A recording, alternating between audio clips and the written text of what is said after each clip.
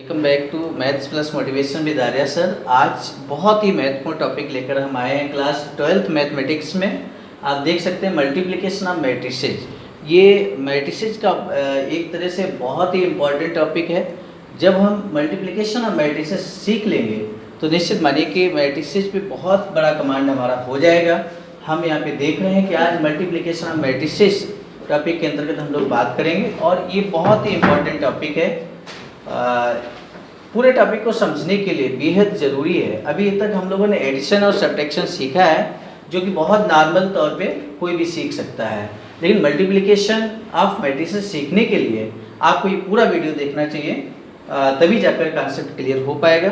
तो आइए चलिए हम सीधे टॉपिक पर आते हैं और बात करते हैं। सबसे पहले आज कैसे हम मल्टीप्लिकेशन ऑफ मैट्रिसेस करेंगे, उसकी कंडीशंस क्या क्या हैं। तो आप देख सकते हैं जो हमने टॉपिक यहाँ लिख रखा है वो टॉपिक में सबसे पहला जो टॉपिक है कि कंडीशंस क्या होती हैं, क्या कंडीशंस होती हैं जिसकी वजह से मल्टीप्लाई संभव हो पाता है मैट्रिसेस का।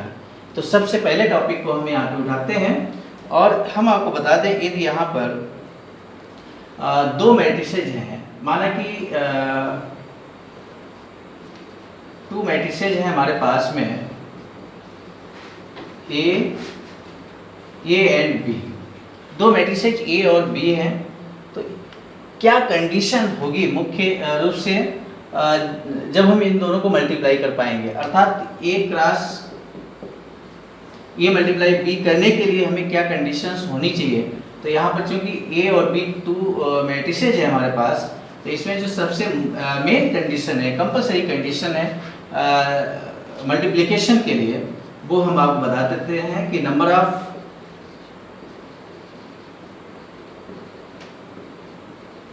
columns is equal to number of columns in A equal to number of rows in B। ये कीवर्ड है, मतलब कीवर्ड है। ये देखा जाए conditions for multiplication of matrices के लिए सबसे जो मेन कंडीशन है वो यही है कि नंबर ऑफ कॉलम्स इन ए, अर्थात दो मैट्रिसेस का जब हम मल्टीप्लाई करेंगे तो जो पहली मैट्रिक्स होगी, जब हम ए क्रॉस बी निकालना चाहेंगे तो ए क्रॉस बी में सबसे पहले आपको चेक ये करना है कि जो ए मैट्रिक्स है तो इस मैट्रिक्स में नंबर ऑफ कॉलम्स कितने हैं, और बी जो मैट्रिक्स है इसके अंतर्गत आपको देखना है कि यहाँ पर नंबर ऑफ रोज कितनी है।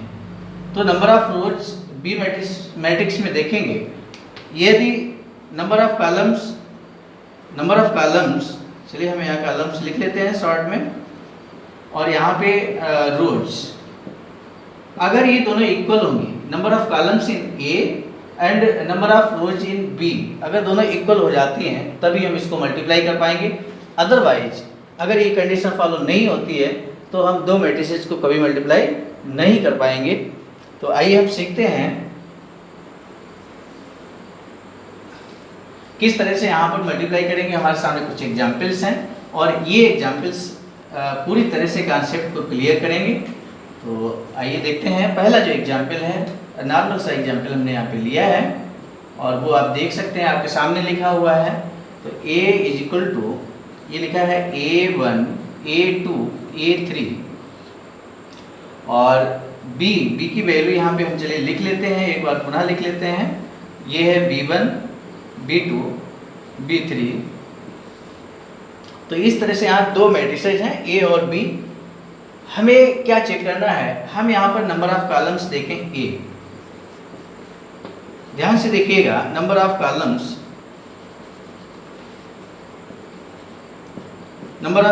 इन ए इज इक्वल टू, आप ध्यान दीजिएगा ए में नंबर ऑफ कॉलम्स कितने हैं, तो 1 2 3, यानी कि number of columns in A 3 है। ठीक इसी तरह से number of rows in B matrix में नंबर ऑफ रोज देखेंगे तो रोज हम इस तरह से देखते हैं 1 2 3, यानी कि यहाँ पर हमने ये देखा कि number of columns in A is equal to number of columns in B, दोनों में 3 3 हैं। यानी कि यहाँ पर ये कंडीशन फॉलो होने के बाद हम कह सकते हैं कि यहाँ जो मल्टीप्लिकेशन ऑफ मैट्रिसेस है दोनों का वो पॉसिबल है, कर सकते हैं। तो अब हम करेंगे कैसे, इसको करेंगे वो भी हम आपको बता दें। ये चेक करने के बाद चूंकि यहाँ number of columns in A and number of columns in B is equal to each other, तो ऐसी सिचुएशन में हम इसको मल्टीप्लाई कर सकते हैं, यानी कि ए क्रॉस बी लिखेंगे। लिखने का तरीका आप समझ लीजिए, यहाँ पर ये है A1 A2 A3 इंटू कुछ इस तरह से हम लिख सकते हैं B1 B2 B3। मल्टीप्लाई करेंगे तो क्या मिल जाएगा, यहाँ पे ध्यान देने की आवश्यकता है। हाँ, ये हम थोड़ा सा यहाँ पे बता दें, यहाँ नंबर ऑफ रोज कितनी है, 1 है, तो इसका ऑर्डर ऑफ मैट्रिक्स क्या होगा ऑलरेडी हम आपको बता चुके हैं। लिखने का तरीका आपको मालूम है, नंबर ऑफ रोज पहले लिखते हैं, नंबर ऑफ कॉलम्स बाद में लिखते हैं, यानी कि 1 इंटू 3 है, और यहाँ पर नंबर ऑफ रोज 3 है और यहाँ पर कॉलम 1 है। तो हमें यही देखना है कि यहाँ पर नंबर ऑफ कॉलम्स और यहाँ पे नंबर ऑफ रोज बराबर है, तो जो ये क्रॉस बी मैट्रिक्स मिलेगी उसका ऑर्डर क्या होगा, यहीं से हम पता लगा सकते हैं। और हम आपको बता दें, ये जो सेम वैल्यू आई है इसको छोड़ देंगे तो बची हुई वैल्यू जो आप देख रहे हैं, यहाँ पे 1 बचा है, यहाँ पे 1 बचा है, यानी कि जो फाइनली आपको ए क्रॉस बी यहाँ पर मिलेगा इस सवाल के केस में, उसका ऑर्डर क्या होगा वो हम पहले से पता लगा सकते हैं। 1 इंटू 1 यानी कि 1 क्रॉस 1 की मैट्रिक्स हमें मिलेगी फाइनली आंसर, और ये हम अभी आंसर लाकर देखते भी हैं। तो आइए देखते हैं, यहाँ पर A1 का B1 के साथ मल्टीप्लाई करेंगे, यानी कि A1 B1 प्लस A2 का B2 के साथ मल्टीप्लाई करेंगे, तो A2 B2 प्लस इस तरह से हम लिख सकते हैं A3 B3। तो इस तरह से ये यहाँ पर कंप्लीट मल्टीप्लाई हमें मिल चुका है। अब इसमें हम ये देख लें कि यहाँ पर रो कितनी है, तो आप देखिए जो प्लस में वैल्यू इस तरह से लिखा है, तो एक ही रो यहाँ पर है तो 1 लिखेंगे। नंबर ऑफ कॉलम कितने हैं, तो नंबर ऑफ कॉलम चूँकि प्लस में है, सिंगल वैल्यू है, अगर हम कैलकुलेट करेंगे तो सिंगल वैल्यू आपको इस तरह से मिलेगी। चूँकि यहाँ जनरल फॉर्म है इसलिए हम ऐसे ही लिख पा रहे हैं, तो 1 क्रॉस 1 एक रो है और एक ही कॉलम है, इसलिए 1 क्रॉस 1 जैसा कि हमने आपको बताया था कि हम पहले से ही पता लगा सकते हैं मल्टीप्लाई करने से पहले कि हमें जो मल्टीप्लिकेशन में रिजल्ट मिलेगा वो रिजल्ट हमारा उसका ऑर्डर ऑफ मैट्रिक्स क्या होगा। तो 1 क्रॉस 1 की यहाँ मैट्रिक्स मिल चुकी है और यही आंसर यहाँ पे पहले एग्जाम्पल का है। अब दूसरा एग्जाम्पल हम देखेंगे यहाँ पर, चलिए हम इसको हटा देते हैं, आपको याद सा हो गया होगा। Number of columns in A is equal to number of rows in B, ये हमें दिमाग में रखना है मल्टीप्लाई ऑफ मैट्रिसेस करते समय। तो दूसरा एग्जाम्पल यहाँ पे लेंगे, पहला एग्जाम्पल हम कर चुके हैं, दूसरा एग्जाम्पल यहाँ पर क्या है उसको मल्टीप्लाई करना है। तो चलिए दूसरा एग्जाम्पल लेते हैं और लिख लेते हैं। यहाँ लिखा है A B minus B A, multiply का निशान नहीं लगाते तो इंटू का निशान लगा सकते हैं, कोई फर्क नहीं पड़ता है। ए माइनस बी बी ए इस तरह से लिखेंगे। तो आइए हम इसको बहुत सिंपल तरीके से देखिए, ये 2 क्रॉस 2 की मैट्रिक्स है और ये भी 2 क्रॉस 2 की मैट्रिक्स है।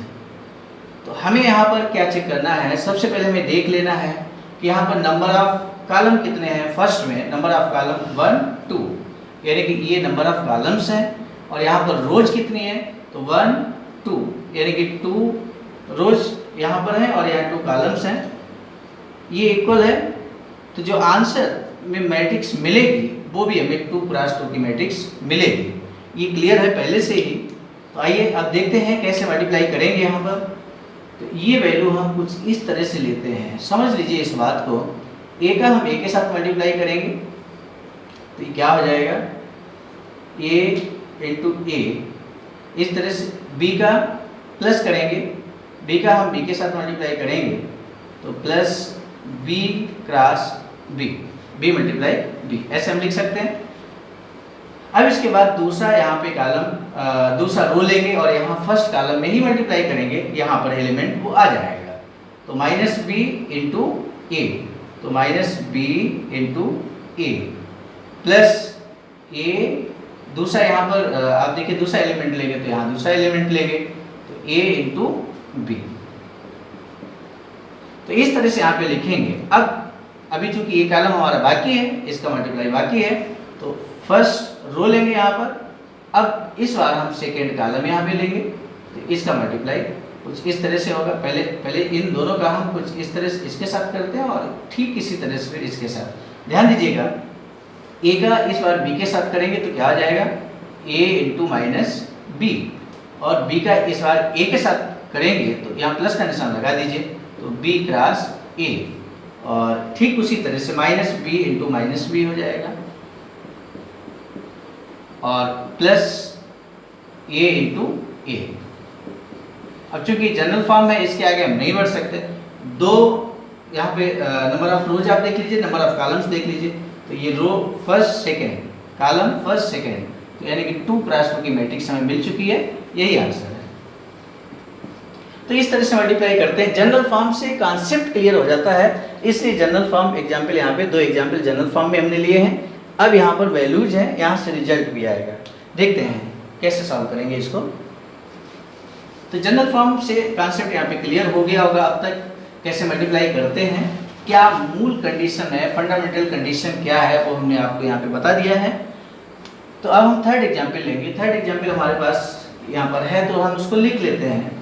ये है 1 2 3 और इंटू 2 3 4। सबसे पहले हमें यही चेक करना होता है कि क्या इसका मल्टीप्लिकेशन पॉसिबल होगा कि नहीं। तो उसके लिए हम यहाँ पर पहली जो मैट्रिक्स है इसके नंबर ऑफ कॉलम्स देख लें। तो नंबर ऑफ कॉलम्स यहाँ कितनी है, नंबर ऑफ कॉलम्स ध्यान देना है, जो फर्स्ट मैट्रिक्स है नंबर ऑफ कॉलम बहुत ध्यान से आप देख सकते हैं,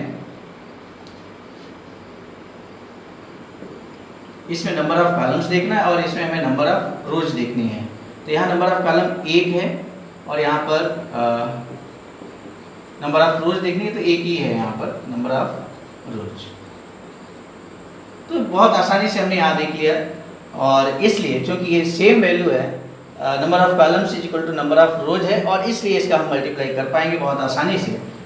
हाँ, एक बात और समझ लेते हैं, यहाँ पर कॉलम तो 1 है लेकिन रोज कितनी है, 1 2 3, यानी कि इसको हम लिखने का तरीका हमारा क्या होगा, 3 इंटू 1 ऐसे लिखेंगे।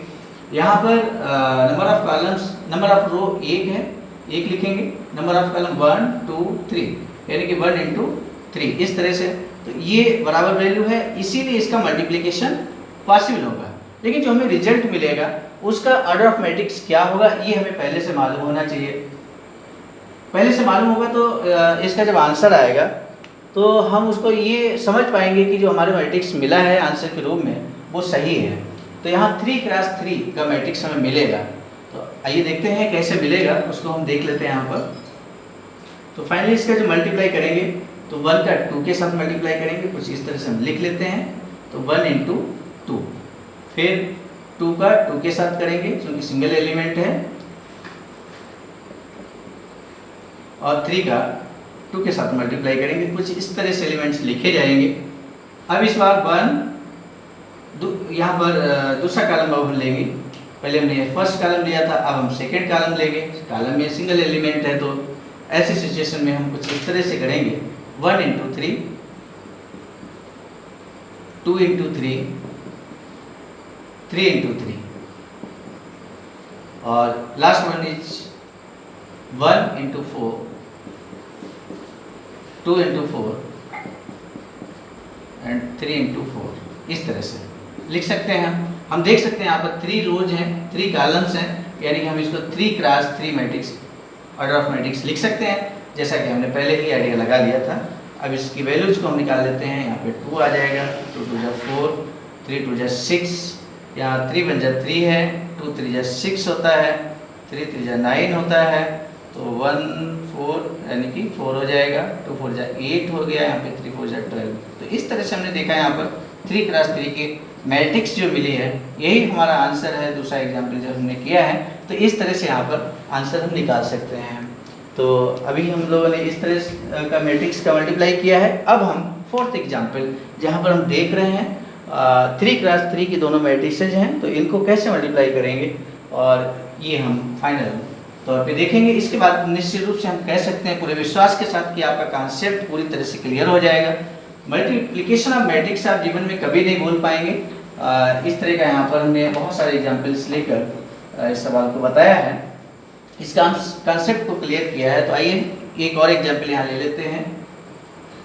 तो ये सबसे पहले हम लिख लेंगे, क्या लिखा है, एलिमेंट्स को लिखते हैं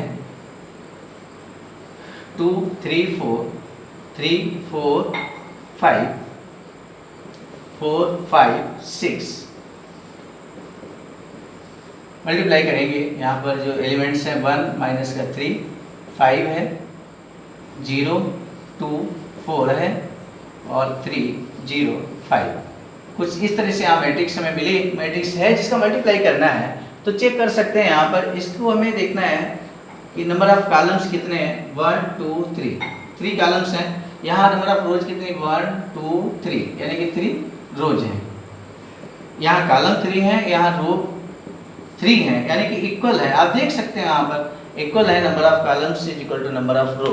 तो ऐसी सिचुएशन में इसका मल्टीप्लिकेशन पॉसिबल है, ये हम कह सकते हैं। पॉसिबल होगा तभी हम करेंगे। मान लीजिए कोई ऐसी दो मैट्रिक्स मिल जाती हैं जहाँ पर number of columns in first row first matrix is not equal to number of rows in second matrix, तो हम मल्टीप्लाई नहीं करेंगे और कह देंगे कि यहाँ पर मल्टीप्लिकेशन ऑफ मैट्रिसेस पॉसिबल नहीं है, ऐसा हम कह देंगे और उसके बाद उसका मल्टीप्लाई नहीं करेंगे।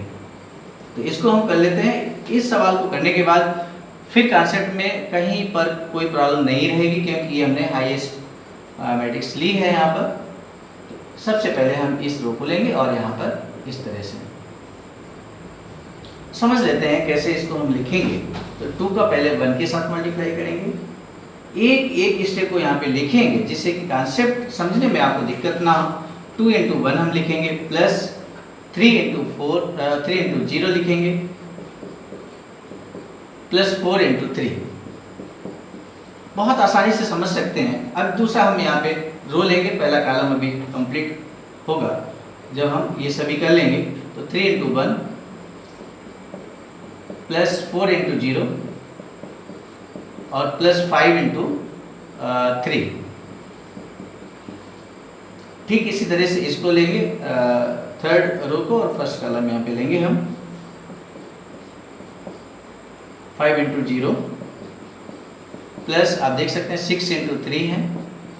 तो इस तरह से पहला यहाँ पे कॉलम कंप्लीट हुआ। अब हम सेकंड कॉलम यहाँ पर लेंगे और सेम तरीके से यहाँ पे एलिमेंट्स जो लिखे हैं मल्टीप्लाई करेंगे। 2 का -3 के साथ गुणा करेंगे, 2 इंटू माइनस का 3 प्लस 3 इंटू 2 प्लस 4 इंटू 0। इस तरह से लिखेंगे 3 into -3 plus 4 into 2 plus 5 into 0। अब इस रो को हम लेंगे, कॉलम के साथ मल्टीप्लाई करेंगे कुछ इस तरह से, आप देख सकते हैं। तो 4 इंटू माइनस का 3 है, 5 इंटू 2 प्लस 6 इंटू 0। तो यहाँ तक कंप्लीट हुआ। लास्ट कॉलम अभी बाकी है, तो अब हम इस बार इसको लेंगे, सभी के साथ इसका मल्टीप्लाई करेंगे। आप देख लीजिए कैसे करेंगे। तो 2 into 5 plus 3 into 4 plus 4 into 5।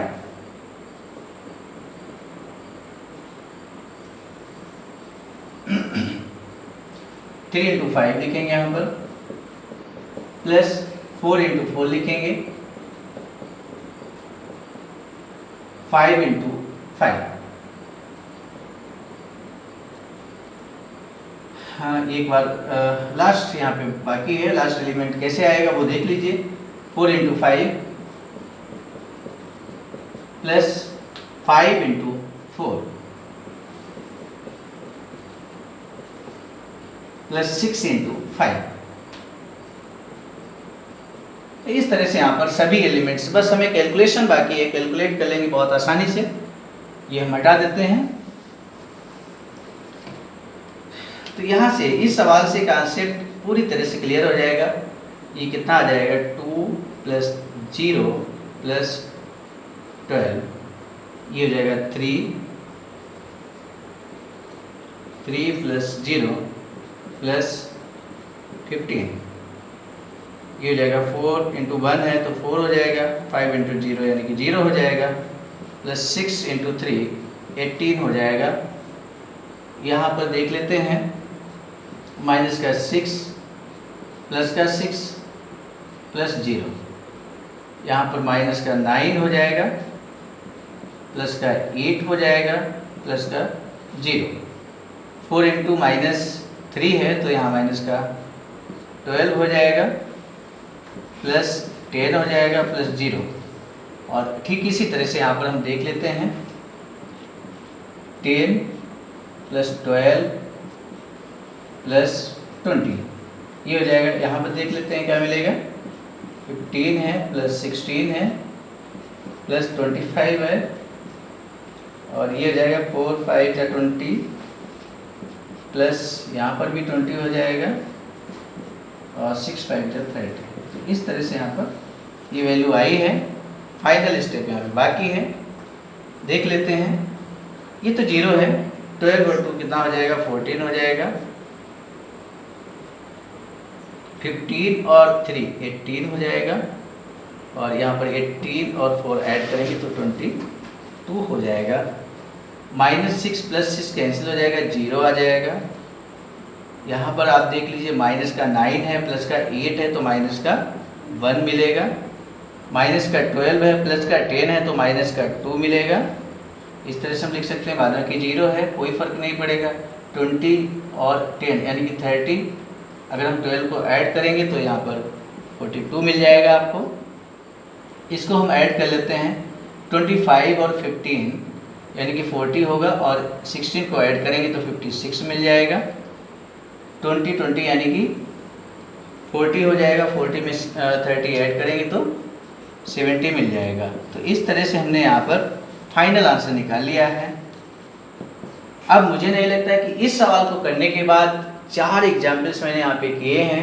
सबसे पहले आपको condition for multiplication of matrices बताया, इसके बाद 4 एग्जाम्पल्स आपके सामने मैंने किए हैं। तो इन एग्जाम्पल्स को करने के बाद मुझे नहीं लगता, यदि आपने ध्यान से इस वीडियो को देखा है, समझा है, सारी कंडीशंस को समझा है ठीक से, तो मल्टीप्लिकेशन ऑफ मैट्रिसेस में आपको कभी कोई प्रॉब्लम नहीं होगी, ये मेरा विश्वास है। नए टॉपिक के साथ पुनः मिलेंगे, तब तक के लिए बहुत बहुत धन्यवाद।